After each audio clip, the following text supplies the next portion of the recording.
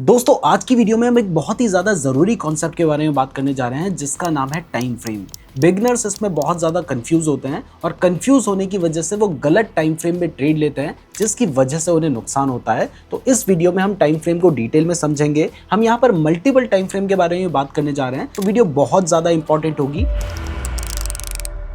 अगर आप पहली बार हमारी इस वीडियो को देख रहे हैं तो मैं आपको बता दूं कि ये हमारे ट्रेडिंग कोर्स की कंप्लीट सीरीज का एक पार्ट है। अगर आप बिल्कुल बेसिक से लेकर एडवांस तक की ट्रेडिंग सीखना चाहते हैं तो आप हमारी इस प्लेलिस्ट को फॉलो कर सकते हैं। तो अब चलिए टाइम फ्रेम के बारे में बात करते हैं। तो सबसे पहले ये टाइम फ्रेम आखिर चीज क्या है? तो देखिए, जब भी आप चार्ट को देख रहे होते हैं ना अपने स्क्रीन पे, ये जो चार्ट आप स्क्रीन पे देख रहे हैं ये आप किसी ना किसी टाइम फ्रेम में देख रहे होते हैं। जैसे कि अगर मैं करंटली टाइम फ्रेम की बात करूं तो यहां पर ऊपर आपको दिखाई देता है यह है 1 घंटे का टाइम फ्रेम। अब 1 घंटे के टाइम फ्रेम का मतलब यह है कि यहां पर एक जो कैंडल आपको चार्ट में देखने को मिल रही है ये 1 घंटे की कैंडल है। अब इसकी जगह पर अगर मान लीजिए मैं 1 महीने की कैंडल सेलेक्ट कर लेता हूं तो अब देखिए इस पूरे महीने में, जब से महीना शुरू हुआ है, मैं आज 28 तारीख को ये वीडियो शूट कर रहा हूं, उस पूरे महीने में इस चार्ट की प्राइस में क्या हुआ है अगर हम ये देखना चाहें तो वो हम एक ही कैंडल से देख सकते हैं। तो यहां पर अगर मैं बताना चाहूं कि पूरे महीने में जो प्राइस ने अपना हाई बनाया तो वो आप देख सकते हैं 82,000 का बनाया है, जो लो बनाया वो आप देख सकते हैं 72,000 का बनाया है। जब हमारा ये महीना शुरू हुआ था तब प्राइस अपने 76,000 के लेवल पे थी और अभी प्राइस 73,000 के लेवल पे है, यानी पूरे महीने में हमें पता चल रहा है कि प्राइस गिरी है। इस महीने में अगर हम देखें तो कैंडल ग्रीन है, मतलब प्राइस बढ़ी थी, रेड है तो प्राइस गिरी थी, गिरी थी, गिरी थी, गिरी थी। तो यानी एक ही महीने की अगर मैं एक कैंडल यूज करता हूं या मंथली कैंडल का यूज करता हूं तो एक ही कैंडल से मैं पूरे महीने का हाल जान सकता हूं। लेकिन अगर मैं एक महीने की कैंडल देख रहा हूं तो क्या उसके बेसिस पे मैं इंट्राडे ट्रेडिंग कर सकता हूं? बिल्कुल नहीं कर सकता, क्योंकि इंट्राडे ट्रेडिंग का मतलब मुझे सेम डे ट्रेड लेना है और सेम डे एग्जिट कर लेना है। तो उसमें एक महीने की कैंडल देखने की क्या जरूरत है? और यहां पर मैं जितनी कैंडल्स देख रहा हूं इसमें तो मैंने समझ लीजिए 2 साल का हिसाब देख लिया।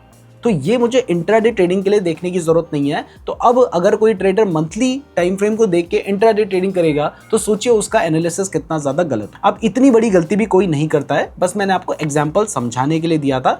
अब समझते हैं कि आप कौन सी टाइप ऑफ ट्रेडिंग के हिसाब से कौन सा टाइम फ्रेम आपको यूज करना चाहिए। तो सबसे पहले आप यहाँ पर देख सकते हैं कि यहाँ पर आपको बहुत सारे टाइम फ्रेम देखने को मिलते हैं। जैसे अगर मैं यहाँ पर 1 मिनट का टाइम फ्रेम यूज करता हूँ तो अब पिछले 1 मिनट में प्राइस में क्या हुआ था वो हमें पता चल रहा है। और ये देखिए, ये जैसे ही मिनट शुरू हुआ है उसके बाद प्राइस पे क्या चल रहा है वो हमें देखने को मिल रहा है। और यहाँ हमें टाइम भी दिखाई दे रहा है कि भाई 50 सेकंड बचे हैं, 49 सेकंड बचे हैं, 48 सेकंड बचे हैं। ये सब कुछ हमें यहाँ पर देखने को मिल रहा है। इवन डेल्टा एक्सचेंज में तो आप 5 सेकंड की भी टाइम फ्रेम की कैंडल देख सकते हैं। ये 5 सेकंड की कैंडल है, देखिए 5 सेकंड पहले क्या हुआ था। अब देखिए ये 5 सेकंड जैसे ही होंगे ये वाली कैंडल में क्या हुआ वो हमें देखने को मिल जाएगा। तो यहाँ पर तो आप इतनी छोटी कैंडल भी देख सकते हैं। तो अब अगर मान लीजिए आप क्रिप्टो में स्कैल्पिंग करना चाहते हैं तो वहां पर आप 5 मिनट की टाइम फ्रेम का यूज कर सकते हैं। मैं कहूंगा कि भाई क्रिप्टो में 1 मिनट के टाइम फ्रेम का यूज मत करना, वो बेकार होगा। 3 मिनट भी बेकार है। मिनिमम यूज करना है तो 5 मिनट के टाइम फ्रेम का यूज कर सकते हो। जिस पे आप स्कैल्पिंग करना चाहते हो तो 5 मिनट का टाइम फ्रेम सही रहेगा।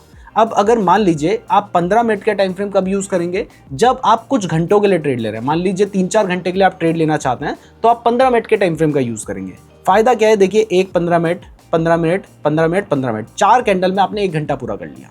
ऐसे ही आपने कुछ घंटों का चार्ट देखा है और उसके बेसिस पे अगले कुछ घंटों के लिए आप ट्रेड लेने का प्लान कर रहे हैं तो वो एक सही अप्रोच होगा। ऐसे ही मान लीजिए अगर आप स्विंग ट्रेडिंग करना चाहते हैं तो वहां पर आप 1 घंटे का टाइम फ्रेम की कैंडल्स देख सकते हैं। अब अगर मैं यहां पर देखूं तो ऐसे हमारे सामने 24 कैंडल तो दिख रही होंगी, यानी पूरा एक दिन हम एक ही चार्ट में देख सकते हैं कि पूरे एक दिन में क्या हुआ है। अगर मैं थोड़ा और चार्ट देखूंगा तो मुझे 2-3 दिन में चार्ट में क्या हुआ है वो सब कुछ देखने को मिल रहा है कैंडल्स की फॉर्म में। तो अगर मैं अगले 2-3 दिन के लिए भी ट्रेड ले रहा हूं तो वो मैं 1 घंटे की कैंडल के हिसाब से ले सकता हूं। तो ऐसे आपने अपना टाइम फ्रेम सेलेक्ट करना है, मतलब आप कितने लंबे टाइम के लिए ट्रेड ले रहे हैं उसके बेसिस पे आप अपना टाइम फ्रेम सेलेक्ट करेंगे।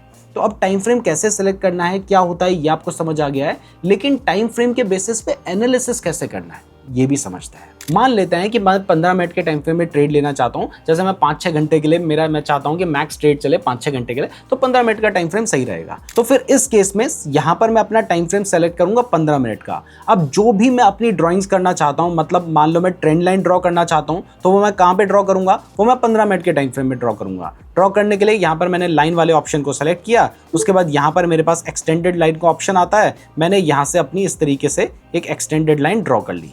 तो ये क्या है? ये हो गया मेरा इस तरीके से मैंने 15 मिनट के टाइम फ्रेम में ही अपनी जो भी ड्राइंग्स की वो ऐसे करी है।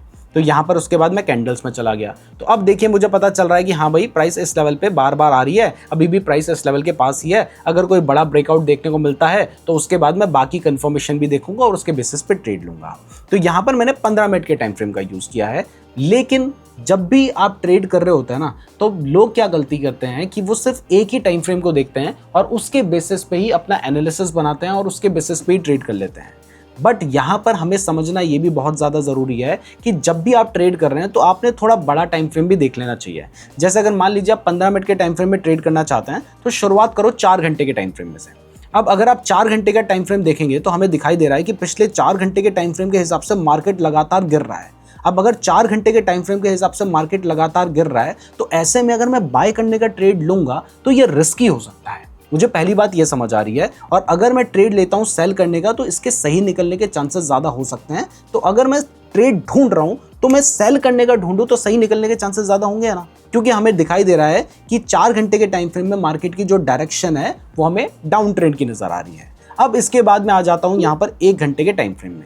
अब जब मैं 1 घंटे के टाइम फ्रेम में आता हूं फिर से मुझे दिखाई दे रहा है कि भाई यहाँ पे डाउन ट्रेंड चल रहा है। तो पहले मैंने 4 घंटे के टाइम फ्रेम में देखा, मुझे दिखाई दिया डाउन ट्रेंड चल रहा है। 1 घंटे के टाइम फ्रेम में अभी मैं देख रहा हूं, मुझे साफ दिखाई दे रहा है डाउन ट्रेंड चल रहा है। तो अब अगर मैं 15 मिनट के टाइम फ्रेम में ट्रेड प्लान कर रहा हूं तो मैं यहाँ पर शॉर्ट करने का ही ट्रेड प्लान करूंगा। अब बस मुझे कुछ कंफर्मेशंस ढूंढने हैं, कुछ ऐसे रीजंस ढूंढने हैं जिसके बेसिस पे मैं अपनी एंट्री प्लान कर सकूं। बट मुझे इतना तो क्लियर हो गया कि हाँ भाई मैं अगर ट्रेड लूंगा तो मैं शॉर्ट करने का ट्रेड लूंगा। तो ऐसे आपने अपना एनालिसिस करना है। ऐसा नहीं कि भाई 15 मिनट में देखा, क्योंकि अगर कोई 15 मिनट में देखे और ऐसे चार्ट देखे उसको लगेगा भाई यहाँ से तो शायद अप ट्रेंड शुरू होने लगा है तो वो बाय करने का भी ट्रेड ले सकता है, लेकिन उसके ट्रेड के गलत निकलने के जो चांसेस होंगे वो ऐसे में ज्यादा हो सकते हैं। अब इसकी जगह पे मान लीजिए आपने 4 आवर के टाइम फ्रेम में देखा होता कि भाई मार्केट अप ट्रेंड में चल रहा है, 1 आवर के टाइम फ्रेम में भी आपको अप ट्रेंड दिखाई दे रहा है, तो उसके बाद आप जो ट्रेड प्लान करते वो सिर्फ आप बाय करने का ही ट्रेड प्लान करते, क्योंकि मैंने आपको पहले ही बताया trend is your friend until it bends. मतलब जो भी ट्रेंड चल रहा है, हमें दिखाई दे रहा है डाउन ट्रेंड चल रहा है तो हम सेल करने का ही ट्रेड लेंगे, अगर अप ट्रेंड चल रहा है तो बाय करने का ही ट्रेड लेंगे। तो ट्रेड के सही निकलने के जो चांसेस होंगे वो ज्यादा होंगे। अब कई बार ऐसा भी हो सकता है कि आपने 4 घंटे के टाइम फ्रेम में देखा कि भाई मार्केट गिर रहा है, पिछले 1 घंटे के टाइम फ्रेम में आपने देखा कि भाई वहां तो मार्केट बढ़ रहा है, 15 मिनट के टाइम फ्रेम में आप देख रहे हो तो वहां भी मार्केट गिर रहा है। तो वहां पर क्योंकि हमें बहुत ज्यादा क्लैरिटी नहीं मिल रही है तो ऐसे में हमें एक्स्ट्रा कंफर्मेशन चाहिए होंगे। और दूसरा जो बड़ा टाइम फ्रेम होता है आपने उस पर ज्यादा ट्रस्ट करना है। मतलब अगर आप कहीं पे 5 मिनट की कैंडल देख रहे हैं और कहीं पर 1 घंटे की कैंडल देख रहे हैं तो आपने 1 घंटे की कैंडल पे ज्यादा भरोसा करना है। 5 मिनट की कैंडल में आपको बहुत सारे फेक मूव्स भी देखने को मिलते हैं, फेक सिग्नल्स भी देखने को मिलते हैं, उसको अवॉइड करना है। तो मैं उम्मीद करता हूं कि ये जो टाइम फ्रेम का पूरा चक्कर है ये आपको समझ आ गया होगा। मल्टीपल टाइम फ्रेम कैसे एनालिसिस करते हैं ये भी आपको समझ आ गया होगा। तो अगर आपको ये वीडियो पसंद आई है तो वीडियो को लाइक और चैनल को सब्सक्राइब जरूर कर दीजिएगा। डेल्टा एक्सचेंज का लिंक हमने आपको डिस्क्रिप्शन पे दे रखा है, साथ ही गूगल फॉर्म का लिंक भी डिस्क्रिप्शन में दे रखा है। हमारे लिंक से अकाउंट ओपन करने के बाद गूगल फॉर्म को जरूर फिल कर लीजिएगा। अगर आप बिल्कुल बेसिक से लेकर एडवांस तक की ट्रेडिंग सीखना चाहते हैं तो आप ये वाली प्लेलिस्ट को देख सकते हैं। धन्यवाद।